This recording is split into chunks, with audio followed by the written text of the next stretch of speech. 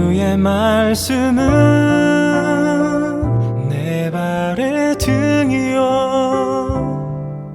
내 길에 빛이시니 내 눈을 열어 주의 법에 귀한 것을 보게 하소서. 창세기 12장에서 25장까지의 아브라함의 이야기고 25장에서 50장까지 야곱의 이야기예요. 그러니까 야곱의 이야기가 아브라함의 이야기보다 더 많아요. 자, 그런데 야곱의 이야기가 25장에서 50장까지인데 이 야곱의 이야기 안에 37장부터 50장까지가 누구의 이야기냐면 요셉의 이야기예요. 그러니까요, 38장 유다의 이야기를 빼놓고 거의 13장이 전부 요셉의 이야기인가. 그러니까 야곱의 이야기가 25장에서 50장까지 엄청난 그 폴션을 할애했지만 정작 야곱의 이야기의 하이라이트는 누구의 이야기라고요? 요셉의 이야기다라는 거예요. 요셉 이야기. 성경학자 알란 스트링펠러라고 하는 사람이 있는데 이 사람이 그 인물에 대한 성경 연구라는 책을 썼어요. 자, 그 책에 이런 요셉에 대한 이야기가 제가 있어서 좀 읽어드릴게요.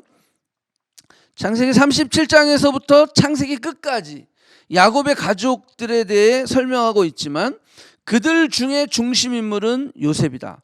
아브라함이나 이삭보다 요셉에게 더 많은 분량의 내용이 성경에 할애되었다. 성경에서 요셉은 왜 그렇게 특별한 인물로 부각되어졌는가? 첫째, 그는 선하고 위대한 삶의 모범이 되었기 때문이다. 둘째, 성경 안에 요셉만큼 그의 인격이나 경험 면에서 그리스도를 닮은 자가 없기 때문이다. 자, 이 두 번째가 되게 우리가 조금 집중해야 될 부분이에요. 성경에서 요셉만큼 그 인격이나 경험 면에서 그리스도를 닮은 자가 없기 때문이다. 자, 그래서 요셉의 이야기가 창세기에 어떻게 보면 출애굽기를 넘어감에 있어서 트랜지션이지만 가장 중요한 포지션을 차지하고 있다라고 하는 거예요. 첫 주에 제가 설교한 내용을 잠깐 리마인드 해드릴게요. 자, 우리가 일상에서 우리의 삶 속에서 말씀이 주인이 되지 못하는 이유를 제가 4가지 말씀드렸어요. 자, 그 첫째는 뭐라고 그랬어요? 욕심과 욕망 때문에 말씀이 주인이 되는 삶을 살 수 없어요. 두 번째는 뭐라고 하냐면 감정 때문에 그랬어요. 감정이 이끌려서 사는 거예요. 세 번째는 뭐라고 했어요? 낮은 자존감, 열등감, 자, 이런 것 때문에 말씀이 주인이 되는 삶을 살지 못한다 그랬어요. 마지막은 뭐냐면 남의 말이 내 인생의 주인이 되는 거예요. 남의 말에 너무 이게 민감한 거예요. 그러다 보니까 모든 면에 있어서 그냥 어떤 스스로 결정하기보다는 내가 하나님과 독대하면서 말씀 안에 결정하기보다는 이 말 들었다 저 말 들었다 그냥 이게 너무 막 이게 업앤다운이 심한 거예요. 자, 남의 말의 주인이 되었을 때 그 사람은 말씀이 주인이 되는 삶을 살 수 없다 그랬어요. 자, 이것을 해결하지 않으면 말씀이 주인이 되는 삶을 살 수 없습니다. 이것으로부터 자유하지 않으면 말씀이 주인이 되는 삶을 살 수 없습니다. 이것으로부터 치유가 되고 회복이 될 때 우리는 말씀이 주인이 되는 삶을 살 수 있다라는 거예요. 자, 그러면 문제가 남죠. How? 어떻게 이것으로부터 자유하고 어떻게 이것으로부터 치유를 받고 어떻게 이것의 묶임으로부터 노임을 받을 수 있겠냐라고 하는 거예요. 그래서 우리는 한 달 내내 우리의 믿음의 선배들이 어떻게 말씀이 주인이 되는 삶을 살았는지를 보면서 그 how의 문제를 우리가 찾아보자라고 하는 거예요. 그래서 여러분들 올해 한 해 말씀이 주인이 되는 삶을 살겠다라고 각오하시는 분들은요, 이 말씀이 주인이 되는 삶 시리즈 이거를 자꾸 반복해서 들어야 돼요. 그래야 여러분들 how의 문제가 해결될 수 있다라고 하는 거예요. 하나님의 자녀로 살고 하나님의 자녀답게 살고 하나님의 자녀의 사명과 목적대로 살기 위해서는 말씀이 주인이 되는 삶은 필수다. 자, 선택이 아닙니다. 자, 그래서 오늘은 요셉을 한번 들여다볼 거예요. 옛날 방식으로 요셉의 어떤 한 스토리를 그냥 그 묵상하면서 그 스토리를 쪼개기보다는 요셉이 110세에 죽었거든요. 그러니까 110년을 살아가는 요셉의 삶 속에 어떻게 말씀이 주인이 되는 삶을 살았는지, 자, 그것을 좀 한번 살펴보려고 합니다.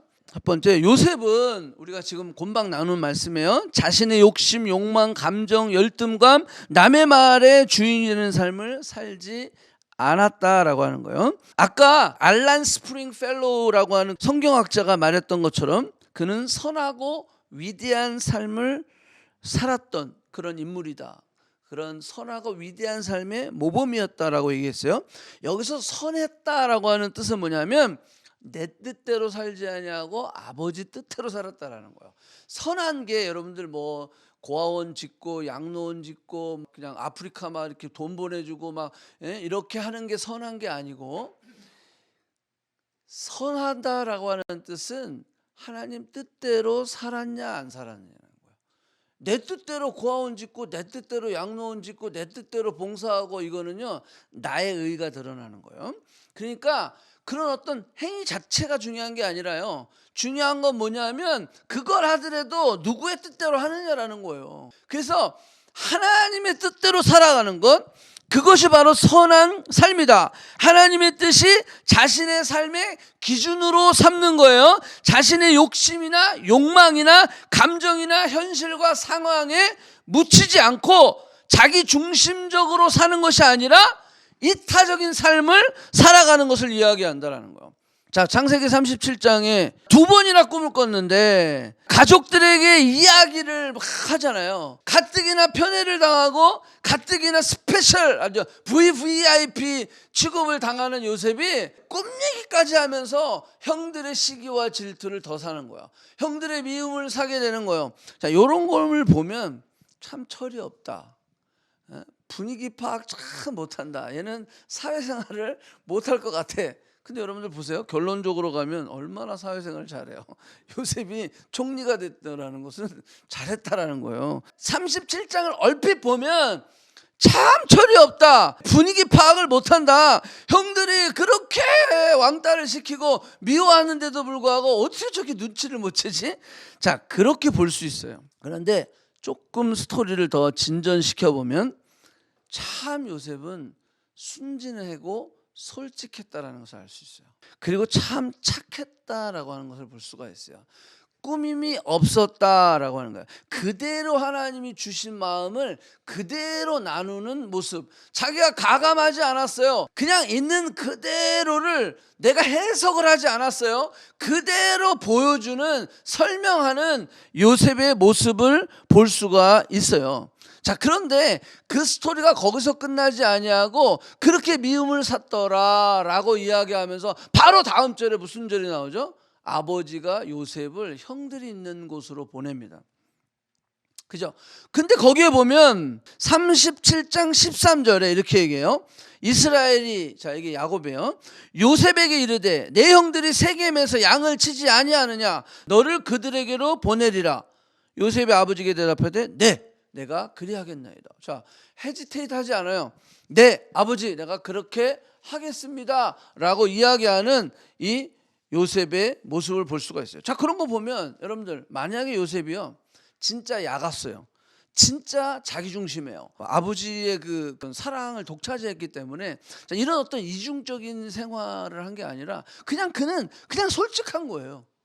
자, 그러니까 그런 미움이 있고 그런 시기가 있고 형들의 그런 어떤 왕따를 당했음에도 불구하고 아버지가 세겜의 형들이 양을 치고 있는데 한번 안부도 물을 겸, 그리고 또 먹을 것도 갖다 줄 겸, 그죠? 뭐 먹을 거 갖다, 식량을 갖다 줘야 돼요. 한번 나가면은 며칠씩 있다 오니까 심지어는 몇 달이 걸릴 수도 있어요. 자, 그러니까 세겜에 가라는 거예요. 그랬을 때 요셉이 뭐라고 했어요? 아버지에게 대답하되 내가 그리하겠나이다. 기꺼이 그가 순종하는 모습을 볼 수가 있어요. 잔머리 굴리지 아니하고 머리 굴리지 아니하고 가면 내가 이거 불리할 텐데 아버지 옆에 있을 때 내가 힘이 있지 아버지를 떠나면 내가 힘이 없을 텐데 이런 머리를 굴리지 않았어요. 그냥 그는 솔직했어요. 그는 그냥 순종하는 사람이었어요. 아버지의 말씀에 그대로 순종하는 것. 혹시 형들이 나를 아버지가 없으니까 어떻게 할지도 모르는 상황임에도 불구하고 여러분들 그때 당시 요셉의 나이가 몇 살이었을 것 같아요? 15에서 17살이에요. 15, 17살이면 우리 하랑이 나이거든요. 하랑이보다 좀 더 큰 나이. 그러면요 충분히 생각한다고요. 그죠? 충분히 생각해요. 그런데 그럼에도 불구하고 이 요셉은 순종합니다.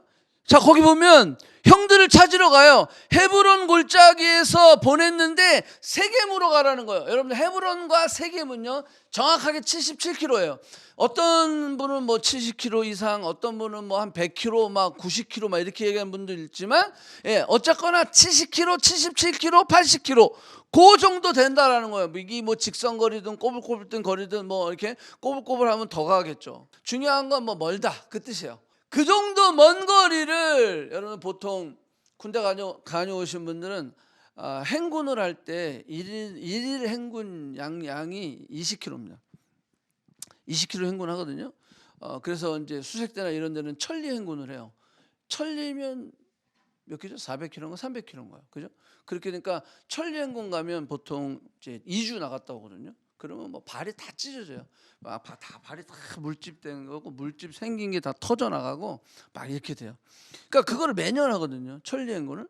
그런데 여러분들 20km 행군을 한단 말이에요. 그러면 보세요. 군인이 20km예요.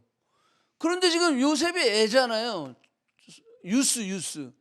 그런데 세겜까지는요 70km가 넘는단 말이에요. 그러니까 기본적으로 앨리스트 4일은 가야 갈 수 있는 거리예요. 거길 갔어요.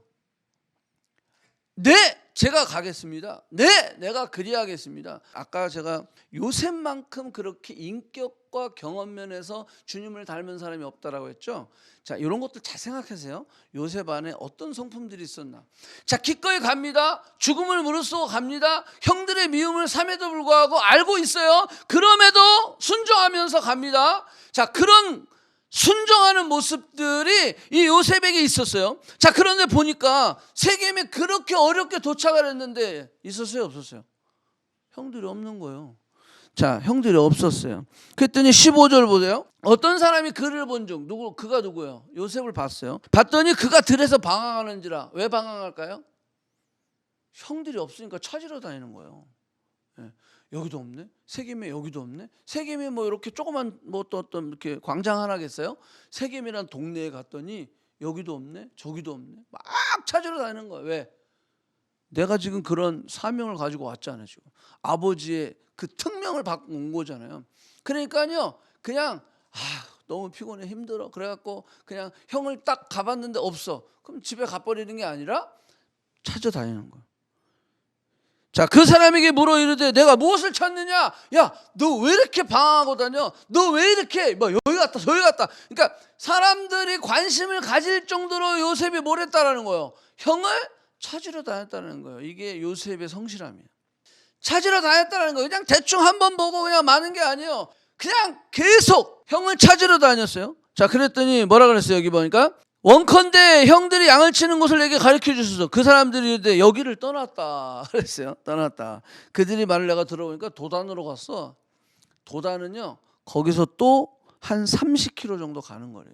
그러면 하루 더 가야 되죠. 그죠? 하루 길을 더 가야 되는 거예요. 자, 여러분들 그래서 도단까지 또 가요. 또 가요. 그래서 요셉은 그 형들의 뒤를 따라 도단에서 그들을 만나니라. 자, 형들이 요셉을 미워했다 그랬어요. 그리고 형들이 요셉을 시기했다 그랬어요. 자, 그럼에도 불구하고 요셉은요 이렇게 그 아버지의 그런 부탁, 명령 거기에 전적으로 순종하고, 요셉은 감정과 욕심과 현재 형들이 나를 미워하는 것 그런 거 느끼고 있을 거 아니에요. 그죠? 근데 거기에 얽매이지 않았다라고 하는 거예요. 자, 요셉이 말씀이 주인이 되는 삶을 살았을 수 있었던 첫 번째 이유는 거기에 묶여 있지 않았다라는 거예요. 남의 말에도 묶여 있지 않았고, 감정에도 묶여 있지 않았고, 자신의 욕심 거기에도 묶여 있지 않았다. 자신의 이익 거기에도 묶여 있지 않았다라는 것을 우리가 볼 수가 있어요. 요셉이 그 아버지의 심부름에 최선을 다하는 모습을 볼 수 있었어요. 자, 물론 완전 치유가 된 건 아니에요. 하지만 요셉은 형들의 미움과 시기가 있었지만 그럼에도 불구하고 거기에 갇혀 있지 않았다라고 하는 거예요. 종으로 팔려갔을 때 요셉의 모습을 좀 한번 더 보면 창세기 39장으로 좀 넘어갑니다. 여호와께서 요셉과 함께 하심으로 그가 형통한지라. 자, 이것도 보세요. 내가 만약에 형들의 배신을 받고 또 형들을 그렇게 어렵게 찾아갔는데 형들이 나를 죽이려고 하고 심지어는 구덩이에 던져버리고 그리고 나를 미디안 상인들에게 팔아버리고 그리고 나서 내가 갑자기 그런 사랑받는 아들에서 갑자기 종으로 그냥 노예로 팔려가 버리는, 쇠사슬에 묶이든지 어떤 밧줄에 묶이든지 묶여버리는, 예수 그리스도께서도 놓고 하나님의 그 사랑받는 아들로서 그 사랑받는 아들이 아버지의 순종으로 내려왔다가 그가 묶임을 당했던 것처럼 요셉도 동일하게 묶임을 당하는, 그리고 은 20에 팔려가는, 예수님은 은 30에 팔려갔지만 은 20에 팔려가는 이 모습들과 이 상황과 이 경험들이 이 인간 요셉이 주님의 그 모습을 그대로 닮아가는, 주님보다 먼저 있었던 사람이지만 그 모습들을 우리가 볼 수가 있어요. 그가 노예로 팔려갔을 때 만약에 감정과 그가 그 과거에 묶여 있고 자신의 그 어떤 형들을 향한 미움 여기에 묶여 있었다면 그가 종이 되었었을 때 과연 형통할 수 있었냐라는 거예요. 못했을 것이다. 여러분들 그 감정에 묶여 있는 사람은요 못해요. 왜? 얼마나 열받고 신경질 나는데 지금 내가 이 종으로 와 있고 보디발 장군의 그 종이 되었는데, 여러분들 친위대장이면요 말 안 하면 사람이 죽고 살고 막 이렇게 되는 거예요. 그런데 요셉이요 하루 종일 인상 팍팍 쓰고 그다음 왜? 열받으니까. 그렇잖아요. 솔직히 형들이 어떻게 나한테 이렇게 할 수가 있어. 내가 어떻게 거기까지 갔는데 형들을 향해서 그냥 세겜까지 갔다가 도단까지 갔다가 그 정도로 내가 형들에게 먹을 걸 갖다 주고 아버지의 안부를 전해주고 그러려고 왔던 나를 이렇게 배신하고 구덩이에 던져버리고, 뭐 그냥 던졌겠어요? 또 좀 때렸겠죠. 솔직히 형들을 생각하면 얼마나 요셉이 종살이를 하면서 스트레스를 받았겠어요. 죽여버려야지. 나한테 어떻게 이렇게 할 수가 있지? 그죠? 여러분 그 트라우마가 있지 않겠어요? 근데 왜 요셉은 없죠? 그 트라우마가? 자, 요 비결들을 우리가 묵상하면서 찾아가야 되는 거예요. 나는 있는데 왜 요셉은 없을까? 나는 왜 거기에 묶여 있는데 왜 요셉은 자유할까? 자, 그것을 우리가 볼 수 있어야 된다는 거예요. 요셉은 그게 없었어요. 그러니까 뭐라 그랬어요? 형통하는 자가 되었다라는 거예요. 여호와께서 요셉과 함께 하심으로. 그래서 여호와께서 정말 옆에 그냥 요셉과 함께 있어서 막 이게 막 비주얼하게 보일 수 있었을까요? 아니에요. 이것은요 요셉의 믿음이었다라고 하는 거예요. 내가 이렇게 종이 되고 내가 이렇게 노예가 됐음에도 불구하고 하나님은 나와 함께 하시다라는 믿음이 있었다라는 거예요. 이게 어떻게 가능하죠?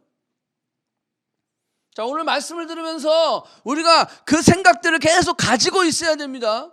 가지고 있어요. 하우라는 거에 대해서 계속 묵상을 하면서 들으셔야 됩니다. 형통한 자가 되었어요. 근데 그냥 형통한 자가 된 것뿐만이 아니라 3절에 보니까 뭐라고 나왔냐면 주인이 누구예요? 보디발 장군이요. 주인이 여호와께서 그와 함께 하심을 모았다? 보며 봤다라는 거예요. 여호와께서 그의 범사에 형통케 하심을 보았더라. 아니 주인이 볼 정도로 티가 났다는 거예요. 그러면 뭐죠? 그가 표정이 밝았다라는 거예요. 여러분 표정이 막 죽상을 하고 아무리 열심히 내가 그 회사에서 일을 해보세요. 얼굴은 똥 씹은 얼굴인데 일은 잘해. 그러면 쟤는 왜 이렇게 얼굴이 일은 잘하는데 얼굴이 왜 이렇게 늘 어둡지? 그러면 하나님이 쟤와 함께 하시네? 그게 보입니까? 안 보이잖아요. 근데 왜 우리 안에는 그런 어두움이 있는 거예요. 우리 안에는 이게 안 되는 거예요. 하나님이 나와 함께 하심에도 불구하고 주변의 사람들이 요셉을 보니까 하나님이 저와 함께 하시네, 그걸 보았더라라고 할 정도로 우리 안에 그런 모습이, 말과 얼굴빛과 행동이 그에게는 있었다라고 하는 거예요. How? 자, 그걸 자꾸 생각을 해봅시다. 자, 그 다음에 감옥으로 넘어가 볼게요. 자, 감옥으로 넘어갔어요. 자, 여러분들, 감옥에 억울하게 갇혔죠. 뭘 훔쳤습니까? 살인죄를 졌습니까? 진짜 그 보디발 장군의 아내를 이 요셉이 정말 이렇게 그 성적 충동을 가지고 그렇게 요셉이 유혹을 했나요? 억울하게 들어갔어요. 자, 억울하고 분하고 더 나아가 분노하며 복수의 마음을 품을 수도 있었어요. 심지어는 더 나가서 하나님을 원망할 수도 있었어요. 하나님, 나는 정말 하나님 뜻대로 해보려고 애를 썼어요.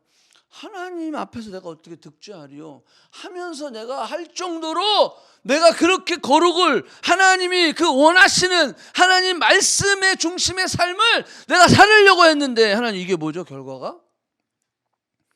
그러면서 하나님을 떠날 수도 있는 거예요.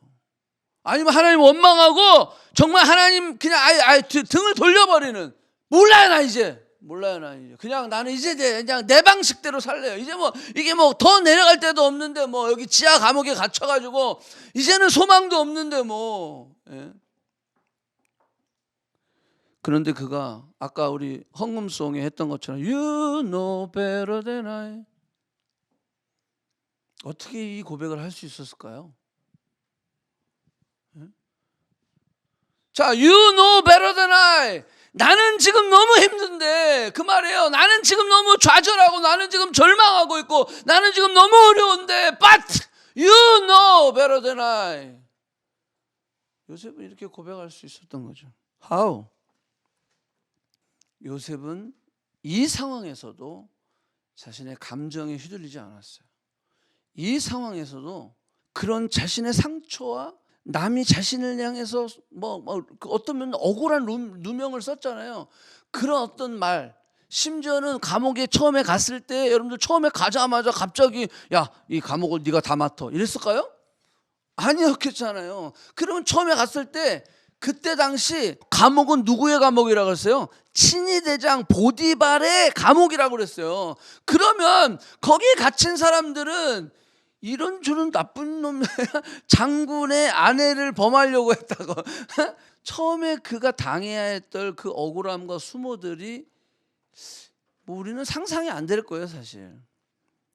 그런데 그는 그것을 겪어야 했다라고 하는 거예요. 하지만 원망하지 않았습니다. 더욱 하나님을 의지했다라고 하는 거예요. 자, 그 결과가 뭐죠? 3장 21절 여호와께서 요셉과 함께 하시고 그에게 인자를 더하사 간수장에게 은혜를 받게 하시며, 그래서 옥중의 죄수들을 다 요셉의 손에 맡김으로 그 재반 사물을 요셉이 처리하고 옥중에서도 형통하는 축복을 누렸다는 거예요. 하지만 여전히 자유롭지는 않습니다. 언제까지 이곳에 요셉이 갇혀 있을지는 요셉도 모릅니다. 자신의 삶이 여기서 끝일 수도 있다는 생각을 그는 할 수도 있었을 거예요. 종으로서, 보디발 장군의 가정 총무로서, 또 지금은 죄수로서, 그 다음에 간수장의 신뢰를 받았지만, 옥중의 죄수들을 관리하는 일을 맡았지만, 그럼에도 불구하고 그는 언제까지 내가 여기 있어야 되지? 그냥 여기서 내 평생을 마감하는 것인가? 하지만 그에게 성경에는 안 나와요. 그렇지만 그에게 무슨 생각이 있었나라고 우리가 좀 묵상해 보면 알 수 있는 것은 뭐냐면, 하나님의 주신 이 꿈이, 그죠? 여기서 끝일까? 여러분, 꿈은 내가 꿉니까? 꾸어지는 겁니까? 내가 막 꿔요 그냥? 아니면 꿈이 그냥 꾸어져요? 자, 이 두 가지를 우리가 잘 생각할 수 있어야 돼요. 내가 막 꾸는 꿈은요, 그런 거는 전문용어로 객꿈이라고 그러는 거예요. 예. 내 야망, 내 야심, 그건 내 꿈이에요. 근데 이 요셉은 그걸 고민한 거예요. 과연 내가 꾼 꿈이 여기서 끝나는 것일까? 라는 생각을 그는 버리지 못했던 거예요. 왜? 너무 선명하게 그 꿈이 요셉에게 남아 있었기 때문이에요. 자, 그래서 여전히 요셉은요, 이 꿈과 자신의 현실과 너무 차이 나는, 뭐 죄수들을 관리하는 어떤 그런 뭐 관리자가 됐지만, 그럼에도 불구하고 여전히 자유가 없고 그 절망적인 상황 가운데서도 요셉은 계속 그 퀘스천을 가졌던 거예요. 뭘 기억했던 거예요? 꿈이 이것으로 끝일까? 그 꿈이 해와 달과 별이 나의 별에 절을 하고, 그 집단이 있는데 여러 집단들, 그 가족의 집단들이 나에게 절을 하고, 자, 이 꿈이 너무 생생한데 그것이 그냥 이것으로 끝나는 건가? 라는 질문을 그는 가지고 있었을 것이다라는 거. 자, 여기까지 우리가 퀘스천을 좀 던져놓고 두 번째 이슈로 넘어갈게요. 요셉이 말씀이 주인이 되는 삶을 살 수 있었던 두 번째 비결은 뭐냐면, 뒤를 돌아보지 않는 삶을 살았다라는 거예요. 자, 이 말은 뭐냐면 과거에 묶이지 않았다. 앞에 말이랑 조금 비슷하지만 그렇지 않아요. 여러분들, 뒤를 돌아보지 않았다라고 하는 것은 앞을 바라봤다는 거고, 앞을 바라봤다는 것은 오늘을 충실하게 살 수 있었다라고 하는 뜻이에요. 만약에 뒤를 돌아본다면요, 뒤를 돌아보고 후회하고, 뒤를 돌아보고 계속 원망하고, 뒤를 돌아보고 계속 복수의 칼날을 갈고 있다면 오늘을 그는 내일을 보면서 살지 못했다라는 거예요. 오늘을 살아도 뒤를 보면서 사는 거예요. 저 인간들, 내가 언젠가는, 그건 앞이겠지만 결국 뒤에 묶여있는 삶을 살 수 있었다라는 거예요. 그가 어디 가든지 형통의 복을 받을 수 있었던 비결은 과거에 묶여있지 않았다라고 하는 거예요. 예. 하나님 중심으로 그거는 살았다라는 거예요. 하나님의 가치와 그 기준이 내 가치와 기준으로 삼았다라는 거예요. 어떻게 알 수 있죠? 그것은 복수를 생각하지 않았다는 거예요. 원망하지 않았다는 거예요. 그리고 과거에 얽매이지 않았다라고 하는 거예요. 요셉이 30살에 국무총리가 됐어요. 그러면 몇 년 걸렸어요? 15살 때 갔으면 15년 걸린 거고요. 17살 때 갔으면 13년 걸린 거예요. 자, 그렇게 15년, 13년 동안 종으로서, 죄수로서 시간이 끝난 뒤에 복수의 칼날을 갈다가 그 국무총리가 됐다면 그는 그의 인생을 복수하는 데 허비했을 거예요. 그죠? 근데 그는 과거에 살지 않았어요. 뒤를 돌아보지 않았다라는 거예요. 네.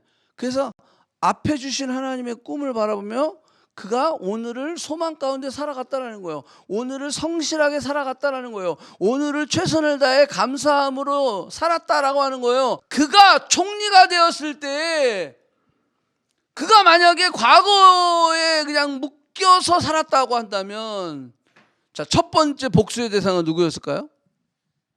저 같으면 보디발 장군의 아내였을 거예요. 나를 감옥에 가뒀으니까.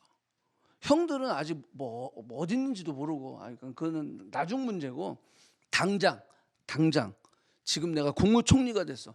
페로 다음으로는 진짜 1인자야, 1인자. 그 페로만 빼놓고 다 그 위치에 딱 올라갔을 때 제일 먼저 복수의 대상은요, 그 보디발 장군의 아내예요.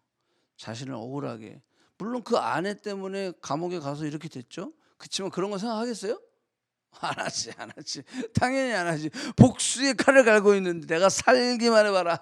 내가 뭐 총리가 안 돼도 내가 이 감옥에 나가기만 해봐라. 내가 이 에펜네를 내가 확 그냥 여러분들, 일반적으로는 그런 복수를 가지고 있었다면 그랬을 거죠. 그 다음 타겟은 보디발 장군이 됐을 수도 있어요. 친위 대장. 야, 참, 너는 막 심판도 제대로 안 해보고 억울한 나를 감옥에 가뒀어?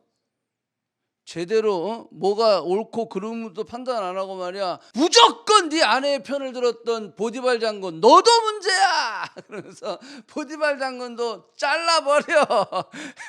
예, 그럼 잘리는 거예요. 페로가요 절대적으로 요셉을 신뢰했다라고 하는 거예요.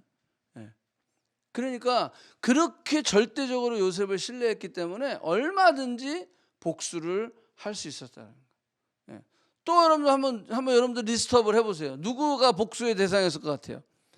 처음에 종살이하러 갔을 때 자기를 힘들게 했던 종들 뿐만이 아니라 나를 노예 상인에게 미디안 상인이 와서 그 애굽에서 노예 상인에게 팔았을 거라고요. 그죠?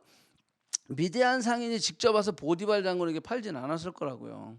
그러면 그 과정 속에 연루되어 있던 사람들, 여러분들 아마 진짜 피비린내 나는 숙청이 이루어졌을 거예요. 예? 심지어는 뭐 그때 당장 복수를 못 하더라도 흉년이 됐을 때 어떻게 했을까요? 저것들에게 먹을 걸 줬겠어요? 안 주죠. 다 굶어 죽게 만드는 거예요. 왜? 그 키를 누가 갖고 있는데? 요셉이 갖고 있었어요. 여러분 이렇게 복수를 하게 생각하고 이거를 꼬리에 꼬리를 물다 보면 이 요셉의 삶은요 그냥 과거에 묶여 있는 삶을 사는 거예요. 자, 이렇게 되면 나중에 어떻게 되죠? 풍년이 지나고 흉년이 되었을 때 흉년 첫 해에 누구를 만나요? 형들을 만나는 거예요. 여러분 거기에 흉년 첫 해예요. 첫 해에 형을 만나고 시몬을 잡아 가두고 2년째 2해가 지난 다음에 다시 2차 미션 쌀을 가지러 오는 거예요. 2년이 지났으니 아직 5년이 남았으니까 가족을 다 데리고 오라, 이렇게 누가 얘기했어요? 요셉이 얘기했던 거예요. 여러분 복수를 꿈꿨다면 형들을 만났을 때 어떻게 했을까요? 소극적 복수를 제가 생각해 봤어요. 소극적 복수 어떻게 했을까요? 아는 척을 안 하면 돼요. 이미 내가 지금, 자, 형들을 언제 만났어요? 30세에 총리 됐어요. 7년 풍년이 있었어요. 그리고 첫 해 만났어요. 그럼 몇 년? 37살에 만난 거예요. 그죠? 37살에 형을 만났어요. 그러면 얼추 20년 이상 지났어요. 어차피 나를 죽은 사람처럼 생각했고 나는 새로운 지금 신분 세탁이 됐잖아. 그러면요 소극적 복수는 뭔지 아세요? 쌀을 안 주든지 아니면 그냥 아버지가 거기 있으니까 살아있다니까 그냥 쌀이나 주고 그냥 우리의 인연은 끝나는 거야. 그죠? 그게 소극적 복수예요. 그럼 뭐 그 집안과 나는, 왜? 나는 지금 결혼도 했어요, 요셉은. 그리고 애도 둘이나 있어. 그럼 뭐 단란한 가정을 이루고 재밌게 살고 있잖아. 그럼 뭐 굳이 20년 만에 괜히 그 가족이 내 인생에 인트로프 할 필요는 없잖아. 그죠? 그냥 끊어버리면 돼. 인연을 끊어버리면 돼. 자, 그런데 요셉은 과거에 묶여있지 않았어요. 뒤를 돌아보는 삶을 살지 않았어요. 그러니까 하나님의 말씀의 주인이 되는 삶을 살았던 거예요. 하나님의 꿈이 그 요셉의 주인이 되는 삶을 살았어요. 그러니까 그는 과거에 묶이지 않았어요. 과거에 연연하지 않았어요. 과거의 상처에 묶여있지 않았어요. 그러니까 형을 보고도 저는 그 감정이 올라오고 복수의 이게 올라오고 미움이 올라오고 상처가 올라오고 그래서 복수를 하고 그러지 않았다라고 하는 거예요. 요셉의 위대함이 바로 거기에 있다라고 하는 거예요. 요셉이 예수님과 닮은 점들이 바로 거기에 있다라고 하는 거예요. 용서의 메시지가 요셉의 삶에는 있었다라고 하는 거예요. 그렇게 자신을 힘들게 하고 자신을 어렵게 하고 20년 넘게 생이별을 하게 하고 아버지의 품을 떠나게 하고 했던 그 형제들을 만났음에도 불구하고 그는 나는 당신들의 아우 요셉이오니 당신들이 애굽의 판자라. 애굽의 판자라. 그러니 이제 형들은 어떻게 생각하겠어요? 이제 죽었구나. 이제 죽었구나. 그럴 수밖에 없잖아요. 자, 근데 그 다음 절이 중요해요. 당신들이 나를 이곳에 팔았다고 해서 근심하지 마십시오. 한탄하지 마세요. 하나님이 생명을 구원하시려고 나를 당신들보다 먼저 보내셨나이다. 아멘. 어떻게 이런 용서가 가능하죠? 하나님이 나를 보호하시고 이런 자리에 세워주시는 것을 그는 인정했던 거예요. 근데 인정했을지라도 사실 형들이 내게 한 일까지 용서가 될까요? 하나님이 나를 이렇게 세워줬어. 이렇게 나를 총리가 되게 하셨어. 그렇지만 형들이 나에게 한 일까지 내가 용서가 될까요? 안 되지 않을까요? 그죠? 이게 가능해요? 하나님, 내가 그럼에도 불구하고 형들이 나를 죽이려 했고 형들이 나를 노예로 팔았어. 그럼에도 불구하고 하나님이 나와 함께 하심으로 말미암아 내가 이 정도 자리에 올라오게 돼 있어. 하나님 할렐루야, 하나님 감사합니다는 할 수 있어도 형들 너들은 용서가 안 돼. 맥센스 하지 않아요? 일반적이지 않을까요? 그런데 요셉은 그렇게 하지 않았다라는 거. 왜 그럴까요? 왜 그게 가능하죠? 철저하게 하나님께 물어봤기 때문에 가능해요. 철저하게. 자, 그게 어디에 나오냐면요, 내가 당신들의 하나님이니까 라는 말에서 나와요. 그 말은 뭐냐면 모든 내 상처와 모든 나의 원수는 누가 갚는다? 하나님이 하신다는 거예요. 자, 철저하게 하나님이 하신다라는 믿음이 있었어요. 나는 안 합니다. 나는 복수를 안 합니다. 나는 지금 분노하고 나는 당신에게 이 화풀이를 하고 내 이 마음의 상처를 내가 당신에게 쏟아붓지 않습니다. 왜냐하면 그건 누가 하신다고요? 하나님이 하시는 거예요. 그건 하나님이 하시는 일이라는 거예요. 자, 여러분들, 이게 요셉에게는 분명한 구분이 되어 있었다라고 하는 거예요. 자, 오케이. 마지막, 꿈을 하나님이 주셨다고 하는 확신을 가지고 살았다는 거예요. 요셉은. 다시 한번요.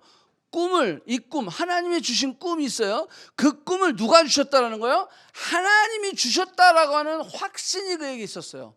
그래서 감옥에서도, 그래서 종살이에서도 그 꿈을 그는 놓지 않을 수 있었다라는 거예요. 왜? 이 꿈은 누가 줬으니까? 하나님이 주셨으니까. 자, 형들과 요셉의 차이가 뭐죠? 요셉은 하나님이 주셨다라고 고백하는 거예요. 이 꿈을. 아멘? 근데 형들은 그 꿈을 저놈이 꿨다라고 생각하는 거예요. 이래서 차이가 생기는 거예요. 자, 봐요. 요셉이 그 꿈을 꾸고 지가 꾼 거야. 그래서 막 그렇게 얘기를 하는 거야. 그러니까는, 야, 그러면 우리가 너네들한테 절하랴? 너한테 절하랴? 그러면서 그 꿈을 네가 만든 꿈이라고 생각한 거죠. 그래서 형들이 요셉이 왔을 때, 이제 세겜을 지나 도단을 거쳐서 요셉이 딱 왔을 때, 야, 저 드리머, 꿈꾸는 자가 오는도다. 형들이 생각할 때는 요셉이 꾼 꿈은 요셉이 지가 꾼 꿈으로 착각하고 있었다는 거예요. 자기가 꾼 거예요. 자기가 만든 거죠. 근데 요셉은 그 꿈을 누가 줬다라고 생각한 거예요? 내가 만든 게 아니라 하나님이 주셨다라고 하는 거예요. 여러분, 아까 제가 얘기했지만 꿈은 내가 꾸는 게 아니라 하나님이 꾸게 해주시는 겁니다. 내가 꾸는 꿈은 개꿈이다라는 거예요. 그건 내 야망이다, 내 욕심이다, 내 욕망으로 꾸게 되는 거예요. 그래서 ambitious, 야망이라는 것은 내가 남을 밟고 내 중심에서 내가 우뚝 서는 거예요. 그게 야망이지만 비전이라는 것은 나는 죽고 그리스도가 사는 거다라는 거예요. 남을 살리는 게 비전이다라고 하는 거예요. 요셉은 총리가 됐음에도 불구하고 자신의 그 총리 자리에 연연하지 않았다라고 하는 거예요. 예, 형들을 만났을 때에도 자신을 드러낼 수 있었다라고 하는 거예요. 그리고 가족을 향해서 그가 왕에게 내 가족이 온 곳에 대하여 부끄럽지 않게 이야기하고, 나를 미리 하나님이 보내셔서 나만 살린 것이 아니라 우리 모두를 살리게 하시는, 자, 그게 예수 그리스도의 복음의 메시지죠. 그가 죽으심으로 인류를 살리는 것. 요셉이 죽음으로, 뭐 피지컬리 죽진 않았지만 그의 죽음으로, 그의 낮아짐으로 온 가족을 살리는, 그래서 출애굽을 시킬 수 있는 엄청난 그런 하나님의 계획의 통로가 되어주는, 그게 바로 요셉의 역할이었다라고 하는 거예요. 이것이 하나님께로부터 왔습니다라고 생각하는 사람이랑, 아유, 이건 뭐 그냥 재수 없어서 이렇게 됐지, 아, 이건 개꿈이야, 아, 이거는 아니야 라고 판단하는 사람이랑 그 사람의 인생이 달라지기 시작한다라고 하는 거예요. 우리에게 주신 꿈이 있어요. 우리에게 주신 부르심이 있어요. 우리에게 허락하신 환경이 있어요. 우리에게 만나게 해주신 사람이 있어요. 근데 이 만나게 해주신 사람, 이 만나게 되는 환경, 이 꿈, 이 비전, 이것이요 하나님께로부터 왔다라고 하는 생각을 가진 사람하고, 이것이 그냥 우연으로 생겼어. 그냥 개꿈이었나 봐. 이런 인간을 내가 왜 만났지?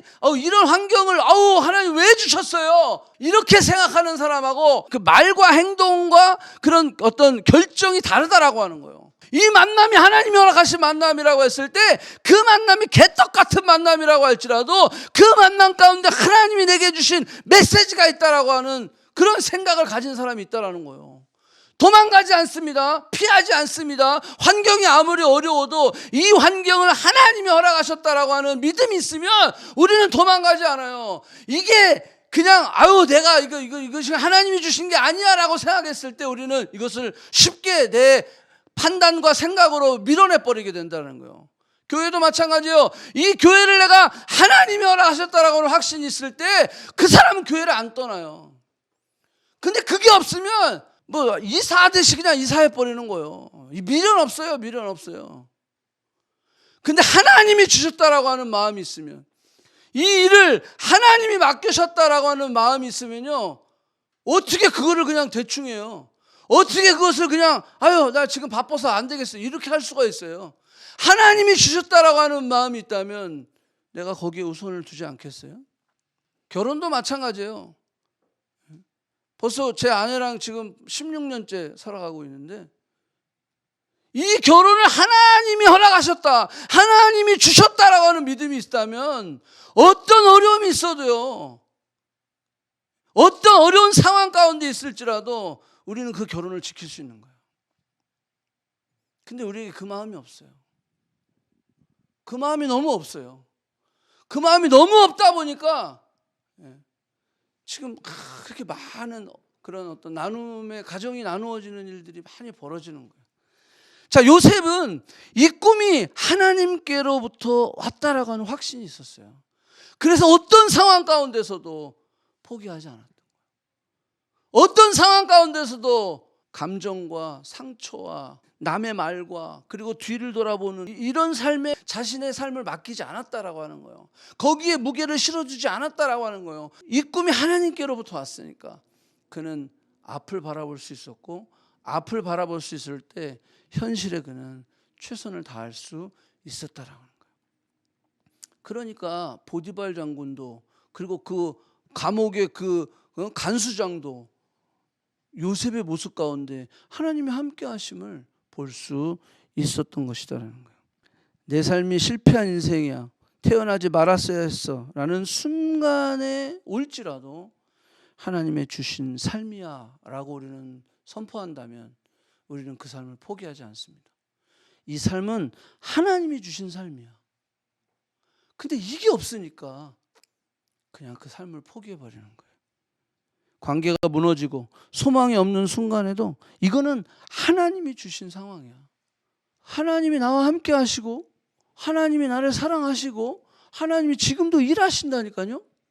그렇다고 한다면 지금 내가 이 사람을 만난 거, 지금 내가 이 환경 가운데 있는 거, 이것이요 그냥 재수없어 된 게 아니에요.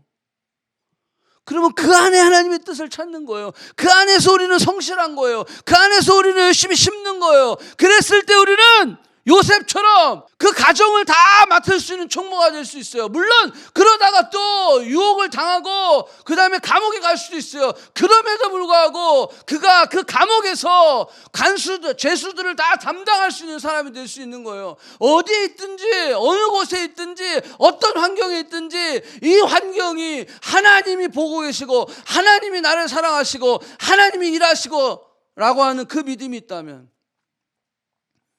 우리는 말씀이 주인이 되는 삶을 살 수 있는 것입니다. You know better than I. 우리 이 고백은요, 제가 두 가지 의미가 있다고 그랬어요 아까. You know better than I. I는 너무 힘들다라는 거예요 사실. 외롭고 지치고 두렵고 화나고 막 그냥 이런 엄청난 풍랑이야. 그렇지만 you know better than I. 내 아이에다가 나를 맡기는 게 아니라 유에다가 나를 맡기겠다는 거예요. 아멘? 여러분, 우리의 삶이 아이는요, 이 아이는 늘 약해요. 김지연이도 이 아이는 I am so weak. 저는 약해요. 그런데 you know better than I. 하나님은 강하시다라고 하는 거예요. 여러분들의 인생을 I에 맡기시겠습니까? U에 맡기시겠습니까? 나의 꿈, 나의 부르심, 나의 이 자리, 나의 이 환경, 하나님이 허락하셨다. 하나님이 나를 만드시고 하나님의 그 꿈, 하나님의 그 계획을 이루시기 위하여 나를 지금 이 상황 가운데 오게 하셨다. 여러분, 우리에게 이 고백이 있어야 돼요.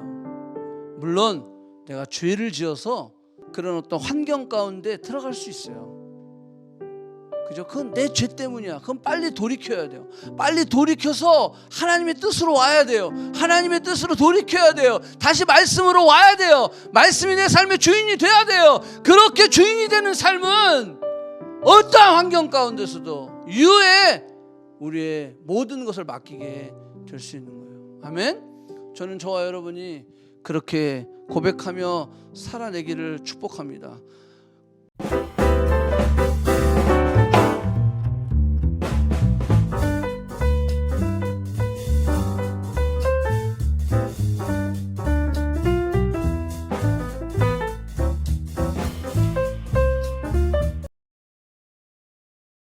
종으로서 종의 역할을 잘한 거예요. 그리고 그 마음 가운데 그 하나님이 중심이 되니까 인상 찌푸리지 아니하고, 그냥 막 신경질적으로 막 하지 아니하고 늘 감사함으로 즐거움으로 그거 했어요.